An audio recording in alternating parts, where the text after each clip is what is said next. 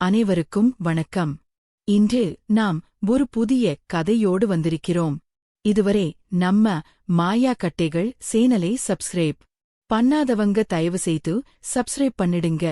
இப்போ வாங்க கதைக்குள்ள போகலாம். எங்கள் ஊர் பக்கம் எல்லாம் நிலம் வைத்திருப்பவர்களை நிலத்தில் இறங்கி வேலை செய்துதான் வழக்கம். என் கணவர் வீட்டிலும் நிறைய காடுகள் கரணிகள் உண்டு. நானும் என் அத்தை மரவதமும் சரிசமமாக மண் வாசனையோடுதான் வளர்ந்தோம். ஆனால் அன்றைய பொழுது கொஞ்சம் வித்தியாசமாக விடிந்தது. வழக்கமாக ஊர் பண்ணையாடி செல்வராசு வீட்டு வேலைக்கு என் அத்தைதான் போவார். அன்று அவருக்கு உடம்பு சரி இல்லாததால் மதி இன்னைக்கு நீ மட்டும் கொஞ்சம் போயிட்டு வாமா அவருக்கு கொடுத்த வாக்கை மீற முடியாது என்றார் அத்தை. எனக்கு தனியாக போக பிடிக்கவில்லை என்றாலும் அத்தையின் வார்த்தையை தட்ட முடியாமல் கிளம்பினேன். அந்த செல்வராசு ஊரிலேயே பெரிய மிராசுதார். அவருக்கு ஏகப்பட்ட நிலப்புலங்கள். ஆனால் அவர் வீட்டு ஆட்கள் யாரும் மண்ணில் இறங்க மாட்டார்கள். எல்லாவற்றையும் ஆண் வைத்துதான் பார்ப்பார்கள். நான் அந்த பண்ணை தோட்டத்திற்கு போனபோது அங்கே ஆண் அரவமே இல்லை. ஒரு 5-6 பேர் வருவார்கள் என்று பார்த்தால் கிணற்றடியில் செல்வராசு மட்டும்தான் நின்றிருந்தார். என்னை பார்த்ததும் என்ன மதிவதனி அத்தையைக் காணும், நீ வந்திருக்க என்றார் ஒருவிதமான பார்வையுடன். அத்தைக்கு உடம்பு சரியில்லைங்க, அதான் நான் வந்தேன் என்றேன் சுருக்கமாக. வேலையைக் காட்டிவிட்டு நீ ஆரம்பி, நான் மத்த காடுகளைப் பார்த்துட்டு வரேன் என்று சொல்லிவிட்டு அவர் நகர்ந்தார். அந்த பெரிய தென்னந்தோப்பில் தனிமையில் வேலை செய்வது எனக்கு ஒருவித படபடப்பை தந்தது. அத்தை ஏன் என்னை மட்டும் இப்படி தனியாக அனுப்பி வைத்தார் என்றே மனதிற்குள் சங்கடப்பட்டு கொண்டே வேலையில் மூழ்கினேன். நேரம் உச்சி வெயிலே தொட்டது. பசி வயிற்றே கிள்ள. கிணற்று பம்பு செட்டில் கை கால்களை கழுவிவிட்டு கொண்டு வந்திருந்த தூக்குவாளியுடன் ஒரு பெரிய வேப்ப மரத்தடிக்கு சென்றேன். வேலை செய்ய வசதியாக சேலையை சற்றே தூக்கிக் கட்டியிருந்தேன். அங்கே யாரும் இல்லை என்ற தைரியத்தில் மரத்தடியில் ஒரு சாக்கே விரித்து அமர்ந்து நிதானமாக சாப்பிட்டேன். சாப்பிட்டு முடித்ததும் கண்கள் சுக்கியது. கொஞ்ச நேரம் கண்ணையறலாம் என்று தோன்றியது. தலையில் போர்த்தியிருந்த முந்தானையை எடுத்து முகத்தின் மேல் போர்த்திக்கொண்டு அப்படியே சாய்ந்தேன். களைப்பில் ஆழமான தூக்கத்திலும் ஆழ்ந்து போனேன். அந்த ஆழ்ந்த உறக்கத்தில் முகத்தில் இருந்த முந்தானை மெல்ல சரிந்து விலகியது. எனக்கு தெரியவில்லை. காட்டின் அசைவிலோ அல்லது என் குரலிலோ மேலாடை விலகி என் மேனி அந்த மதிய வெயிலில் பழிச்சென தெரிந்தது.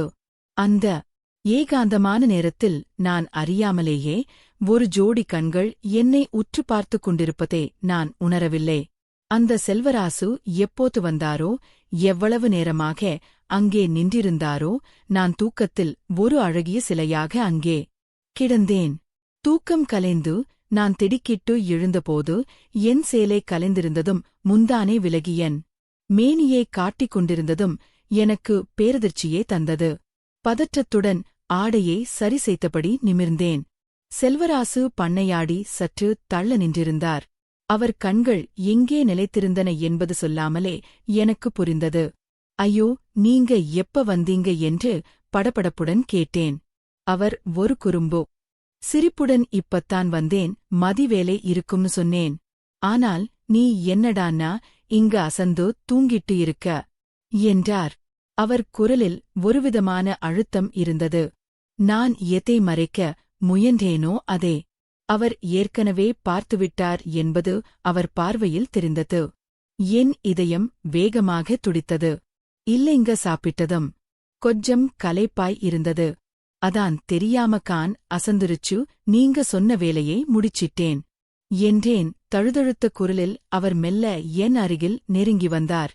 சரி மதி, இங்க வேலை முடிஞ்சதுன்னாவா அந்த புதருக்கு பின்னாடி போவோம் என்றார். அந்த வார்த்தையைக் கேட்டதும் என் தலையில் இடி விழுந்தது போல் இருந்தது. புதருக்கு பின்னாடியா? எதற்கு, என்ன செய்யப் போகிறார் என 1000 எண்ணங்கள் ஓடின. இத்தனை நேரம் நான் தூங்கியதே சாதகமாக வைத்துக்கொண்டு அவர் ஏதோ தவறாக திட்டமிடுகிறாரோ என்று பயந்தேன். அங்கே எதுக்குங்க என்று குரலில் நடுக்கத்துடன் கேட்டேன். எதுக்குன்னு அங்கே வந்தா தெரியும் வா என்று முன்னால் நடந்தார். மறுக்க தைரியமில்லை. அதே சமயம் பின்னால் போகவும் பயமாக இருந்தது.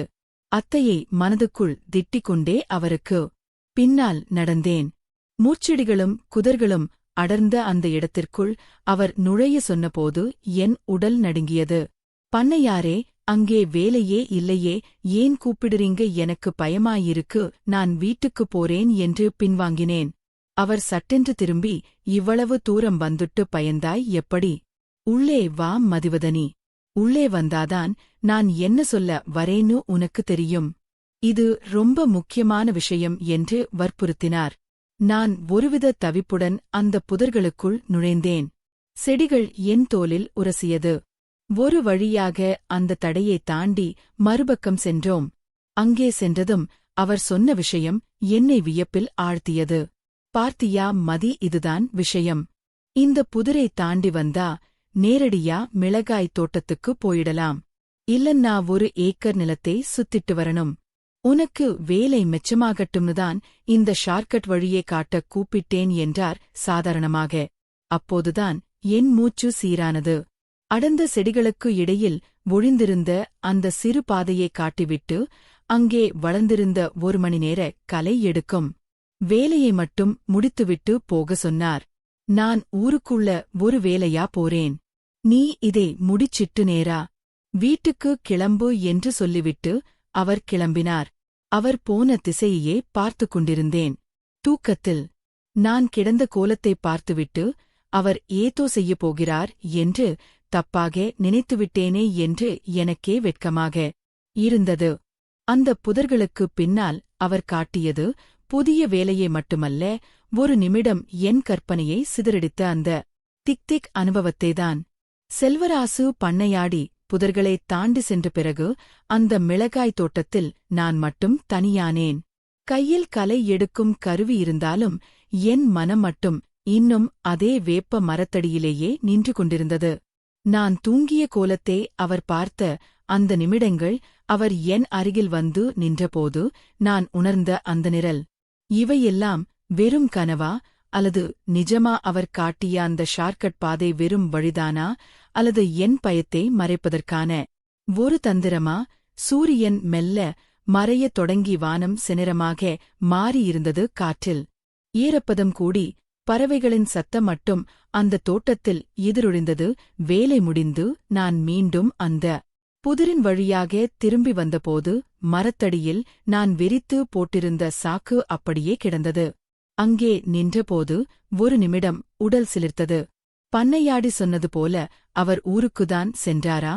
இல்லை, எங்காவது மறைந்திருந்து என்னை பார்த்து கொண்டிருப்பாரோ?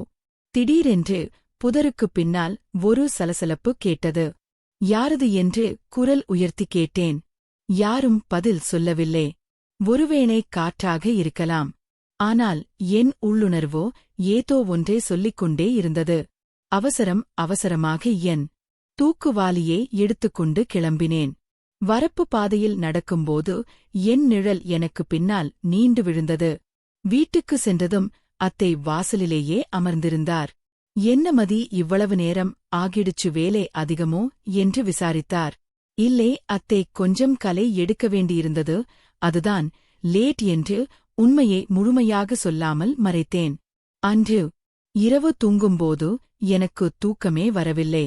பண்ணையாடி செல்வராசன் அந்த பார்வையும் அவர் குதிரைக்குள் என்னை வர சொன்ன அந்த திக்தி தருணமும் மீண்டும் மீண்டும் கண்ணுக்குள் வந்து போனது. அவர் யதார்த்தமாக நடந்து கொண்டாரா அல்லது என் மோனத்தை அவர் தனக்கு சாதகமாக்கிக் கொண்டாரா? மறுநாள் காலையில் அத்தை மீண்டும் சொன்னார், மதி, இன்னைக்கும் எனக்கு உடம்பு சுதாரிப்பு இல்லை. நீயே அந்த பண்ணை வேலைக்கு போயிட்டு வந்துடுமா? இப்போது என் இதய துடிப்பு முன்பை விட அதிகமாக இருந்தது. அது பயமா அல்லது மீண்டும் அந்த தனிமையை சந்திக்கப் போகிறோம் என்ற தவிப்பா என்று எனக்கே தெரியவில்லை. சேலையை சரிசெய்து கொண்டு கண்ணாடி முன்னால் நின்று என்னை ஒருமுறை பார்த்து கொண்டேன். சரி அத்தே, கிளம்புறேன் என்று சொல்லிவிட்டு அந்த பண்ணை தோட்டத்தை நோக்கி நடக்கத் தொடங்கினேன். என்று அங்கு என்ன காத்திருக்கிறது என்பது அந்த இறைவனுக்கும் அங்கு எனக்காக காத்திருக்கும் செல்வராசு பண்ணையாடிக்கு மட்டுமே வெளிச்சம். மீண்டும் அதே பண்ணை தோட்டம். ஆனால் இன்று ஏனோ எனக்கு பாதைகள் பழக்கப்பட்டதாக தெரிந்தாலும் மனதுக்குள் ஒரு புதிய பதற்றம் குடிக்கொண்டிருந்தது. வேப்ப மரத்தடியே கடக்கும்போது தற்செயலாக என் கண்கள் அந்த இடத்தை நோக்கியது. நேற்று நான் கரைப்பில் விழுந்து கிடந்த அதே இடம். இன்று நான் மிகவும் எச்சரிக்கையாக இருந்தேன். சேலையே இருக்க கட்டிக்கொண்டு முந்தானையே தவறவிடக்கூடாது என்பதில் கவனமாக இருந்தேன். பண்ணையார் செல்வராசுவை இன்று எங்கே சந்திப்போம் என்ற எதிர்பார்ப்பு என்னையும் அறியாமல் எனக்குள் இருந்தது. தோட்டத்தின் நடுவே இருந்த கிணற்றடியில் அவர் நின்று கொண்டிருந்தார். இன்று அவர் வேட்டி சட்டை அணியாமல் வேலைக்கு ஏற்ற உடையில் இருந்தார். என்னை பார்த்ததும் அதே மர்மமான புன்னகை அவர் முகத்தில் அரும்பியது. வாமதி, இன்னைக்கும் நீயே வருவேன்னு நினைச்சேன். அத்தைக்கு இன்னும் சரியாகலையா? இல்ல, நீயே வரணும்னு ஆசைப்பட்டியா என்று அவர் கேட்டபோது அதில் கெண்டலம் இருந்தது. ஒருவித உரிமையும் இருந்தது. நான் பதில் பேசாமல் அமைதியாக குனிந்து நின்றேன். சரி, நேத்து அந்த புதருக்கு பின்னாடியே வேலை செஞ்சியே அது முழுசா முடியலே. இன்னைக்கு அங்கேயே போயிடு, நான் கொஞ்ச நேரத்தில் அங்கே வரேன் என்றார். நான் மெல்ல அந்த ஷார்ட்கட் குதிரை நோக்கி நடந்தேன்.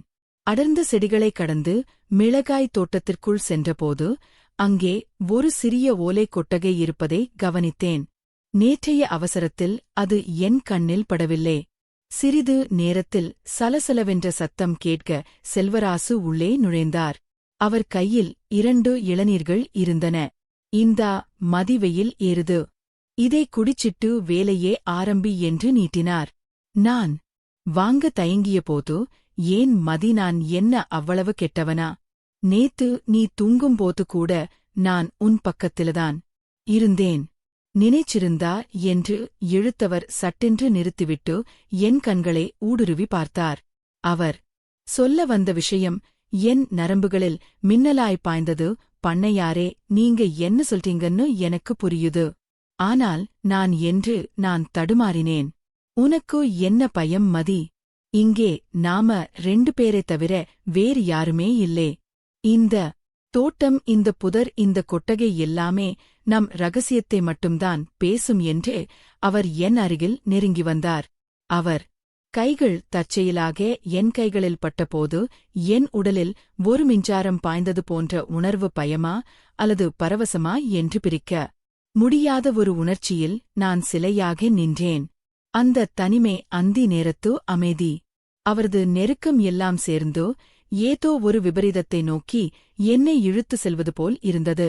அவர் மெல்ல என் காதோரம் குனிந்து, இன்னைக்கு சீக்கிரம் வீட்டுக்குப் போகணுமா மதி என்று கிசுகிசுத்தார். அந்த கேள்விக்கான பதிலை சொல்ல என் நாக்கு மறுத்தது. என் கண்கள் மட்டும் அந்த புதிரின் மர்மமான ஆழத்தை பார்த்துக் கொண்டிருந்தன. செல்வராசு பண்ணையாரின் அந்த நெருக்கமான கிசுகிசுப்பு என் செவிகளில் ஒருவித அதிர்வை உண்டாக்கியது. சீக்கிரம் வீட்டுக்குப் போகணுமா என்ற அவரது கேள்விக்கு பின்னால் இருந்த அர்த்தம் எனக்கு புரியாமல் இல்லை. அந்த தனிமை, அந்த அடர்ந்த மிளகாய் தோட்டம், சுற்றிலும் மறைப்பு தரும் புதர்கள் என அனைத்தும் எனக்கு ஒருவித பாதுகாப்பற்ற உணர்வை தந்தாலும் ஏனோ என் கால்கள் அங்கிருந்து நகர மறுத்தன. அவர் தந்த இளநீரை வாங்கியபோது அவர் விரல்கள் மீண்டும் என் கைகளில் அழுத்தமாக பட்டன. இம்முறை அவர் கையை எடுக்கவில்லை. மதிநேத்து, நீ தூங்குறப்போ உன்னையே பார்த்துக்கிட்டிருந்தேன். இந்த ஊர்லயே அழகான பொண்ணு நீதான். அப்பதான் எனக்கு முழுசா தெரிஞ்சது.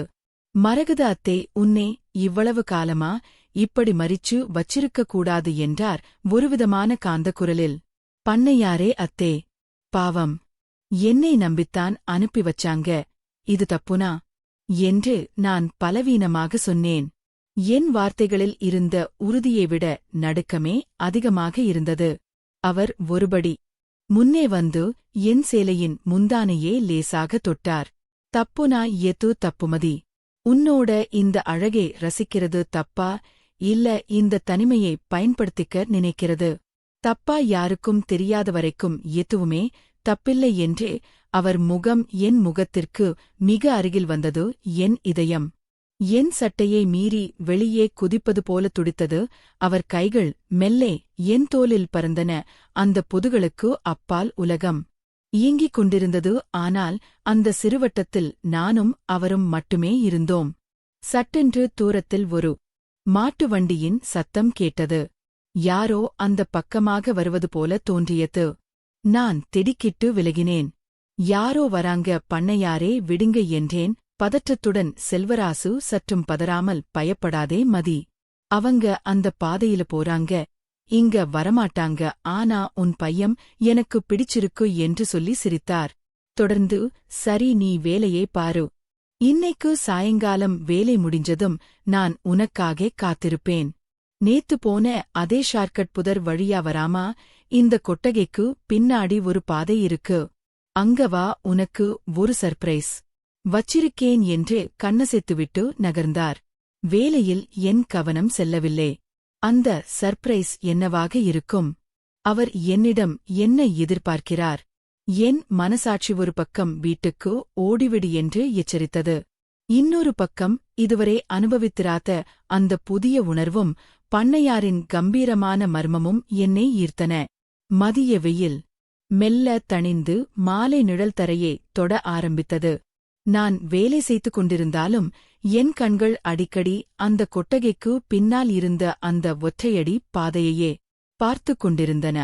விதி எனக்காக அங்கே ஒரு பெரிய வலை விரித்திருப்பது தெரியாமல் நான் அந்த பாதையை நோக்கி முதல் அடியை எடுத்து வைத்தேன். அந்த மாலை நேரத்து செந்நிற வானம் ஒருவித மர்மமான அமைதியை அந்த தோட்டத்தின் மீது படரவிட்டிருந்தது.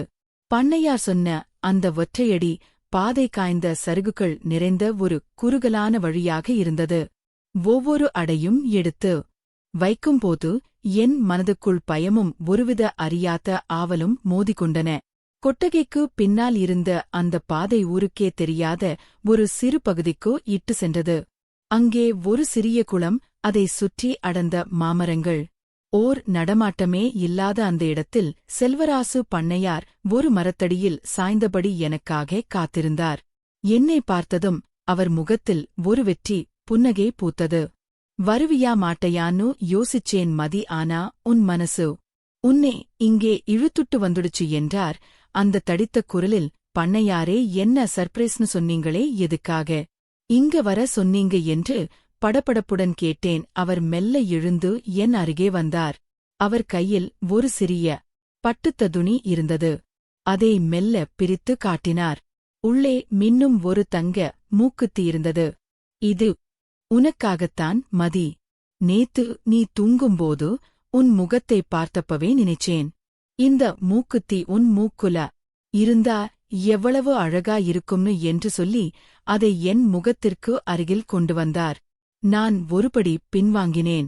வேணாங்க, இது ரொம்ப விலை உயர்ந்தது.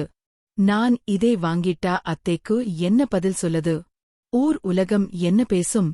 செல்வராசு சிரித்தார். ஊர் உலகத்துக்கு தெரியாமல் இருக்கத்தான் இங்கே வர சொன்னேன். இது எனக்கும் உனக்கும் நடுவுல இருக்கிற ரகசியம். இதே உன் சேலை தலைப்பில முடிஞ்சுவே. யாரும் இல்லாத நேரத்தில போட்டு பார்த்துட்டு கண்ணாடி முன்னாடி நின்னும் என்னை நினைச்சுக்கோ என்று சொல்லிவிட்டு சற்றும் எதிர்பாராத விதமாக என் கையை பற்றி அந்த மூக்குத்தியை திணித்தார். அவர் கைப்பட்ட இடத்தில் ஒரு தகிப்பு உண்டானது.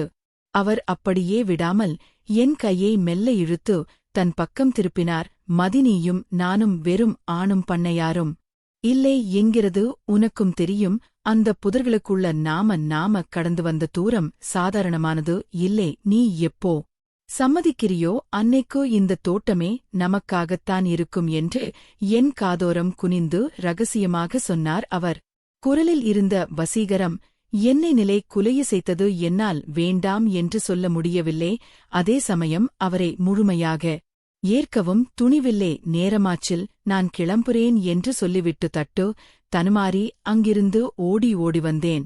வீட்டிற்கு வரும் வழி முழுவதும் என் சேலை தலைப்பில் முடிந்திருந்த அந்த மூக்குத்தி கனமாக தெரிந்தது. அது வெறும் தங்கம் மட்டுமல்ல, செல்வராசு எனக்காக விரித்த ஒரு அழகான காதல் வலையின் முதல் கன்னி இரவு உணவின் போது அத்தை என்னையே உற்று பார்த்தார். என்ன மதிமுகம் ஒரு மாதிரியா இருக்கு. உடம்பு எதுவும் சரியில்லையா என்று கேட்டார். ஒண்ணுமில்லே அத்தே, வெயில்ல வேலை செஞ்ச களைப்புதான் என்று போய் சொன்னேன். கட்டிலில் படுத்தபோது அந்த பட்டு துணியை பிரித்து அந்த மூக்குத்தியை பார்த்தேன். நில ஒளியில் அது மின்னியது. அதை அப்படியே என் மூக்கில் வைத்து பார்த்தபோது கண்ணாடியில் தெரிந்த என் பிம்பம் எனக்கு புதியவளாக தெரிந்தது. நாளை என்ன நடக்கும்? அந்த பண்ணை தோட்டம் இன்னும் என்னென்ன ரகசியங்களை என்னிடம் சொல்லப் போகிறது? அந்த இரவு எனக்கு யுகங்களாக நீண்டது. கையில் இருந்த அந்த தங்க மூக்குத்தி என் உள்ளங்கையை சுடுவது போல இருந்தது. மதிவதனி, நீ எங்கே போய்க் கொண்டிருக்கிறாய் என்று என் மனசாட்சி என்னை கேட்டாலும் செல்வராசவின் அந்த தடித்த குரலும் அதிகாரமான நெருக்கமும் ஒரு போதையைப் போல என் புத்தியை மழுந்த செய்திருந்தது. மறுநாள் காலை அத்தைக்கு காய்ச்சல் இன்னும் குறைந்த பாடில்லை. ஆனால் இன்று அவராக போக சொல்லும் முன்பே நான் கிளம்ப தயாராகிவிட்டேன்.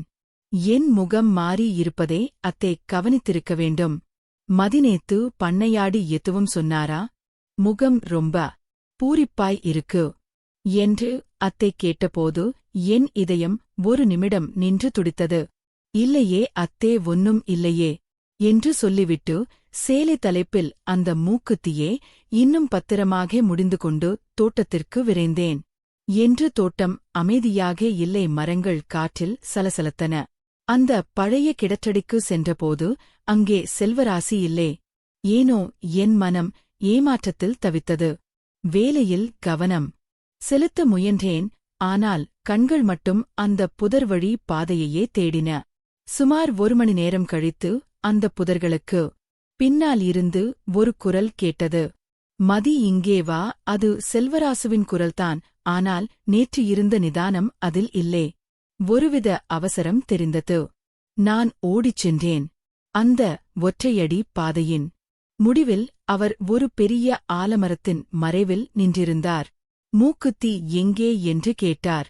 மெல்ல என் சேலை தலைப்பை அவிழ்த்து காட்டினேன். அவர் அதை வாங்கி என் கைகளை பற்றினார். ஏன் இன்னும் கோட்டுக்கலர்? நான் உன்னை பார்த்து ரசிக்க வேண்டாமா என்று சொல்லி அவரே அதை என் மூக்கில் அணிவிக்க முயன்றார். அவர் மூச்சு காற்று என் முகத்தில் பட்டபோது என் கண்கள் தானாகவே மூடிக்கொண்டன. அவர் விரல்கள் என் மூக்கில் மென்மையாக வருடி அந்த சிறுமுள்ளை கொத்தும்போது ஏற்பட்ட வலி எனக்கு ஒரு சுகமான உணர்வை தந்தது. இப்போ பாரு, நீ நிஜமான பண்ணையாரணி மாதிரி இருக்க என்று சொல்லி என் முகத்தே தன் 2 கைகளாலும் ஏந்திக் கொண்டார். அடுத்த நிமிடம் அவர் சொன்ன வார்த்தை என்னை அதிர செய்தது. மதி, இன்னைக்கு ராத்திரி அத்தே தூங்குன அப்புறம் தோட்டத்தில் கிணற்றடிக்கு வரியா? உனக்கு ஒரு விஷயம் காட்டணும். யாராவது பார்த்தா கூட ஏதோ வேலை செய்யணும்னு சொல்லிடலாம். வரியா? இரவு நேரத்திலா? தனிமையிலா? வேண்டாம் என்று சொல்ல என் வாய் துடித்ததோ. ஆனால் அவர் கைகளின் கதகதப்பில் நான் கரைந்து கொண்டிருந்தேன். வாரேன் என்றே மிக மெல்லிய குரலில் சொன்னேன். அவர் முகத்தில் ஒரு காம புன்னகை விரிந்தது. காத்திருப்பேன் மதி, நீ வராமல் போக மாட்டேன்னு எனக்கு தெரியும் என்று சொல்லிவிட்டு என் நெற்றியில் மெல்ல முத்தமிட்டு நகர்ந்தார். வீட்டுக்கு திரும்பும் வழியில் என் கால்கள் தரையில் படவில்லை. அதே சமயம் என் கணவரிடமும் அத்தையிடமும் நான் செய்யப்போகும் துரோகம் என் நெஞ்சை அடைத்ததோ. ஆனாலும் செல்வராசு விரித்த அந்த மாய வலையிலிருந்து மீள எனக்கு விருப்பமில்லை. இரவு வந்ததோ. ஊரே அடங்கியது. அத்தை குரட்டை விட்டு தூங்கி கொண்டிருந்தார். நான் மெல்ல கதவை திறந்து கொண்டு அந்த நிலமொழியில் பண்ணை தோட்டத்தை நோக்கி நடக்கத் தொடங்கினேன். அந்த இரவு எனக்கு என்ன வைத்திருக்கிறது? நிசப்தமான அந்த இரவு நேரத்தில் என் கால் கொலுசுகள் சத்தம் போடாமல் இருக்க அவற்றே கழற்றி கையில் பிடித்துக் கொண்டு நடந்தேன். நிலமொழி மரங்களின் வழியாக ஊடுருவி தரையில் வினோதமான நிழல்களை வரைந்திருந்தது. ஒவ்வொரு சிறு சத்தமும் எனக்கு பேய் அறைந்தது போல் இருந்தது. தூரத்தில் குரைக்கும் நாய்களின் சத்தம் என் மனசாட்சியின் எச்சரிக்கையைப் போலவே ஒலித்தது. பண்ணை தோட்டத்தின் எல்லையை நெருங்கியதும் கிணற்றடியில் ஒரு மங்கலான விளக்கு தெரிந்தது. அங்கே செல்வராசு பண்ணையார் அமர்ந்திருந்தார். நான் அருகில் சென்றதும் அவர் எழுந்து வந்து என் கையை பற்றிக் கொண்டார். வருவேன்னு தெரியும் மதி. ஆனால் இவ்வளவு சீக்கிரம் வருவேன்னு எதிர்பார்க்கல என்றார். அவர் குரலில் ஒருவித போதே கலந்திருந்தது. பண்ணையாரே, எனக்கு ரொம்ப பயமாயிருக்கு. யாராவது பார்த்தா என் கதி என்ன ஆகும்? எதுக்கு என்னை இந்த நேரத்தில் வர சொன்னீங்க என்று நான் பதற்றத்துடன் கேட்டேன். அவர் என்னை மெல்ல அணைத்து கிணற்றின் மேடைக்கு அழைத்து சென்றார். பயப்படாதே மதி, இந்த தோட்டம் முழுக்க என் ஆளுங்கதான் காவல் இருக்காங்க. உன்னை யாரும் பார்க்க முடியாது. உனக்கு ஒரு விஷயம் காட்டணும்னு சொன்னேன்ல, இங்க பார் என்று கிணற்றுக்குள் கை காட்டினார். கிணற்றில் தண்ணீரில் நிலவின் பிம்பம் அழகாக தெரிந்தது. ஆனால் அவர் காட்டியது நிலவே அல்ல. கிணற்றின் ஒரு ஓரத்தில் சிறிய இடைவெளி வழியாக ஒரு சுரந்த பாதை போன்ற வழி தெரிந்தது. இது எங்க முன்னோர்கள் காலத்து வழிமதி. இது நேரா அந்த கொட்டகைக்கு அடியில இருக்கிற ஒரு ரகசிய அறைக்குள்ள முடியும். அங்கே யாருமே வர முடியாது. வானமே இடிஞ்சு விழுந்தாலும் அங்கே நாம பாதுகாப்பாயிருக்கலாம் என்றார் ரகசியமாக. அவர் என்னை அந்த இருண்ட பகுதியை நோக்கி கூட்டிச் செல்ல முயன்றபோது என் உள்ளுணர்வு மீண்டும் அபாய சங்கு ஊதியது. வேண்டாம் பண்ணையாரே, அந்த இருட்டுக்குள்ள வர எனக்கு பயமாயிருக்கு. இங்கேயே பேசுவோம் என்று பின்வாங்கினேன். அவர் என் முகத்தை நிமிர்த்தி என் மூக்கில் மின்னிய அந்த மூக்குத்தியே பார்த்தார். மதினி சாதாரண பொண்ணு இல்லே. நீ என் மகாராணி. இந்த தோட்டமும் இந்த நிலமும் இதோ இந்த செல்வராசவும் உனக்கு அடிமைதான். அந்த அறைக்குள்ள உன்னை கூட்டிட்டு போய் இந்த ஊர்ல எந்த பெண்ணும் பார்க்காத ஒரு சொர்க்கத்தே உனக்கு காட்டப் போறேன் மதிவதனி என்று செல்வராசு பண்ணையார் காமமும் அதிகாரமும் கலந்த குரலில் ரகசியமாக சொன்னார். அவர் சொன்ன அந்த வார்த்தைகளும் அவரது கைகளின் பலமான படியும் என்னை அந்த இருந்த சுரங்க பாதையை நோக்கி மெல்லே இழுத்தன. நிலவொளி கூடே எட்டி பார்க்க அஞ்சும் அந்த கும்மிருட்டு பாதை என்னை விழுங்க காத்திருப்பது போல தோன்றியது. என் கால்கள் நடுங்கின. உள்ளுக்குள் ஏதோ ஒரு பயங்கரமான ஆபத்து இருப்பதை என் பெண் புத்தி எச்சரித்தது. பண்ணையாரே, வேண்டாம், என்னை விட்டுடுங்க. அத்தைக்கு தெரிஞ்சா நான் உயிரோடு இருக்க மாட்டேன். என் கணவருக்கு நான் துரோகம் செய்ய மாட்டேன். என்னை போக விடுங்க என்று இம்முறை என் பயத்தை எல்லாம் திரட்டி என் கையை உதற முயன்றேன். ஆனால் செல்வராசுவின் முகம் சட்டென்று மாறியது. இதுவரை அவர் காட்டிய அந்த வசீகரமான புன்னகை மறைந்து ஒரு மிராசுதாருக்கே உரிய குரூரமான அதிகாரமும் வஞ்சகமும் அவர் முகத்தில் தாண்டவமாடின. என் கையை இன்னும் பலமாக இறுக்கிப் பிடித்து தன் பக்கமாக இழுத்தா. சூட் என்ன மதிவதனி, இவ்வளவு தூரம் வந்துட்டு இப்போ பத்தினி வேஷம் போடுறியா? நேற்று நீ அந்த வேப்பா மரத்தடியில முந்தானை விலகி படுத்து கிடந்தப்பவே நீ எனக்குன்னு முடிவாகிடுச்சு. நான் கொடுத்த தங்க மூக்குத்தியே ஆசையா வாங்கி மூக்குல மாட்டிக்கிட்டு நடுராத்திரியில என்னை தேடிக் கிணற்றடிக்கு வந்தவன் நீ. இப்போ வந்து குலதெய்வம் மாதிரி பேசாதே. நீ நினைச்சாலும் இனிமே இங்கிருந்து தப்பிக்க முடியாது என்று மிக கொடூரமாக என் காதோரம் கர்ஜித்தார். அவரது அந்த அசுரத்தனமான வார்த்தைகளைக் கேட்டதும் என் தலைக்கால் புரியவில்லை. என் கண்களில் திருந்து கண்ணீர் தாரை தாரையாக கொட்டியது. அவர் காட்டிய அன்பும் கொடுத்த மூக்குத்தியம் காதலின் அடையாளம் அல்ல. என்னை இந்த நிலத்தில் வீழ்த்துவதற்காக அவர் விரித்த வஞ்சக வலை என்பதே அந்த நள்ளிரவில் நான் முழுமையாக உணர்ந்தேன். நான் கட்டியிருந்த கற்பனை கோட்டை ஒரே நொடியில் சுக்குநூறாக உடைந்து சிதறியது. அவர் என்னை அந்த இருட்டு பாதைக்குள் பலவந்தமாக இழுக்க முயன்றபோது என் அத்தையின் முகம் என் நினைவுக்கு வந்தது. மதி அவருக்கு கொடுத்த வாக்கை மீற முடியாதுமா என்று அவர் சொன்னதன் பின்னணியில் இருந்த நேர்மையும் அதை நான் தவறாக பயன்படுத்திய துரோகமும் என் நெஞ்சை குத்தியது. எனக்குள் எங்கிருந்தோ ஒரு புதிய வீரியம் பிறந்தது. விடிந்த என்னே என்று கத்திக்கொண்டே என் கையில் இருந்த கூர்மையான கலை எடுக்கும் கருவியால் கொழுவினால் அவரது கையில் பலமாக குத்தினேன். ஆ என்று வலியால் அலறிக்கொண்டே செல்வராசு தன் பிடியே தளர்த்தினார். அந்த சாதுரியமான நேரத்தில் நான் அவரிடமிருந்து விடுபட்டு காலில் செருப்பு கூட இல்லாமல் அந்த பண்ணை தோட்டத்து வரப்பு பாதையில் உயிரை கையில் பிடித்துக்கொண்டு ஓடத் தொடங்கினேன். என் பின்னால் மதிவதனி நில்லு, உன்னை சும்மா விடமாட்டேன் என்று செல்வராசு கத்தும் சத்தம் தூரத்தில் கேட்டுக்கொண்டே இருந்தது. இருண்ட மரங்களின் நிழல்களும் முட்செடிகளும் என் கால்களே கீறினாலும் நான் எதையும் பொருட்படுத்தாமல் ஓடினேன்.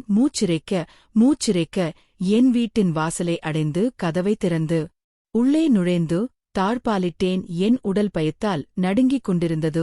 என் மூக்கில் இருந்த அந்த தங்க மூக்குத்தியை கழற்றி அப்படியே தரையில் வீசியிருந்தேன். பேராசையும் போலி வசீகரமும் ஒரு பெண்ணின் வாழ்க்கையை எப்படி சீரழிக்கும் என்பதே அந்த இரவு எனக்கு கற்றுக் கொடுத்தது. மறுநாள் காலை விடிந்ததும் என் அத்தை காய்ச்சல் தெளிந்து எழுந்து அமர்ந்திருந்தார். நான் விடிய விடிய தூங்காமல் அழுது வீங்கிய கண்களோடு அத்தையின் காலடியில் போய் விழுந்து கதறினேன். பண்ணை தோட்டத்தில் நடந்த அனைத்தையும், என் மனதில் இருந்த பலவீனத்தையும் ஒருவரையும் வெடுக்காமல் அத்தையிடம் கொட்டி தீர்த்தேன். அத்தை, என் தலையை வருடி அழாதே. மதிசெல்வராசு எவ்வளவு பெரிய ஆளாயிருந்தாலும் என் வீட்டு பெண்ணை கை வைக்க நான் விடமாட்டேன். அவன் ஊர்ல பெரிய பண்ணையாராயிருக்கலாம். ஆனால் இந்த மண் வாசனைக்கு முன்னாடி அவன் வெறும் தூசி. இனி நீ அந்த பக்கம் போக வேண்டாம். நமக்கு நம்ம நிலத்தில் கிடைக்கிற கஞ்சியே போதும் என்று எனக்கு ஆறுதலாக கூறி அரவணைத்துக் கொண்டார். அன்றோடு அந்த பண்ணையாடி செல்வராசுவின் தோட்டத்து வேலைக்கு முற்றுப்புள்ளி வைக்கப்பட்டது. சில நாட்களுக்குப் பிறகு செல்வராசுவின் கள்ளத் தொடர்புகளும் சுரங்க பாதையின் ரகசியங்களும் ஊருக்குள் அம்பலமாகி அவர் பெரும் அவமானத்திற்கு உள்ளானதாக கேள்விப்பட்டேன். தவறான பாதையில் எடுத்து வைக்கப்படும் முதலடி எவ்வளவு கவர்ச்சியாக இருந்தாலும் அது நம்மை பாதாளத்தில்தான் தள்ளும் என்பதை நான் என் வாழ்க்கை பாடமாக உணர்ந்தேன். இப்போது நான் என் கணவரோடும் அத்தையோடும் என் சொந்த நிலத்தில் இறங்கி உண்மையான மண் வாசனையோடு நிம்மதியாகவும் நேர்மையாகவும் வாழ்ந்து வருகிறேன். இந்த வீடியோ உங்களுக்கு பிடிச்சிருக்கும்னு நம்புறேன். முற்று பெற்றது.